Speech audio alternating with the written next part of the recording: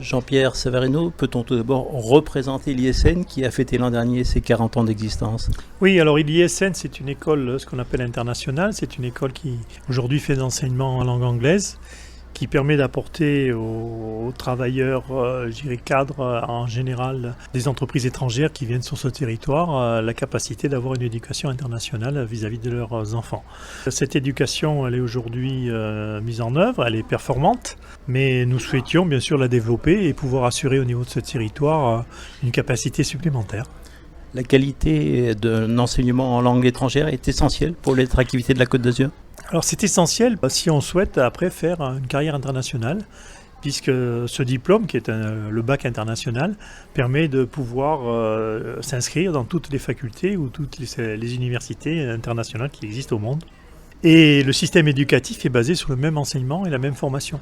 D'où la nécessité, c'est pas très fréquent en France, mais c'est beaucoup recherché, de pouvoir fournir cette option au niveau d'une part des travailleurs étrangers, mais aussi pourquoi pas dans le futur, puisque l'école va croître et va grandir, elle va se multiplier, de pouvoir aussi le présenter au niveau des familles françaises. Alors quelles sont les raisons qui vont pousser à nouer un partenariat avec le groupe Nassé School? Les raisons très simples, quand on n'arrive pas dans son projet à lui donner la dimension nécessaire, on cherche des partenaires pour pouvoir le faire. Et là en l'occurrence, nous nous sommes adressés aux 3 entreprises internationales dans le monde de l'éducation et nous avons choisi l'une d'entre elles qui est aujourd'hui en responsabilité de plus de 50 écoles et qui est le premier numéro 1 européen et qui permettra dans le futur de mettre les moyens nécessaires pour donner cette dimension absolument essentielle de développement à cette école.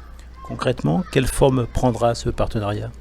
Il est très simple, il y a un partenariat, on va dire, participatif en termes d'actionnariat, et il y a aussi, nous avons pérennisé toute la partie immobilière puisque nous avons fait l'acquisition de tous les locaux de manière à pouvoir mettre à disposition et éventuellement regarder les investissements futurs que nous allons mettre en œuvre justement pour développer ces activités.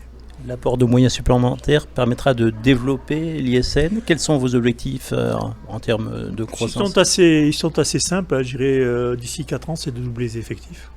Donc nous sommes aux alentours de 400, nous serons certainement aux alentours de 700, 750 dans les 4 ans qui viennent. La CCI continuera à avoir un regard précis sur les enseignements dispensés? Ça a été un des éléments majeurs de la négociation et un des impératifs sur lequel nous ne souhaitions pas avoir une négociation, c'est-à-dire c'est impératif que pour le futur nous puissions œuvrer et nous puissions aussi participer aux orientations de cette école. Et c'est pour ça que ce partenariat a pu se faire, parce que les conditions sont réunies pour pouvoir le faire.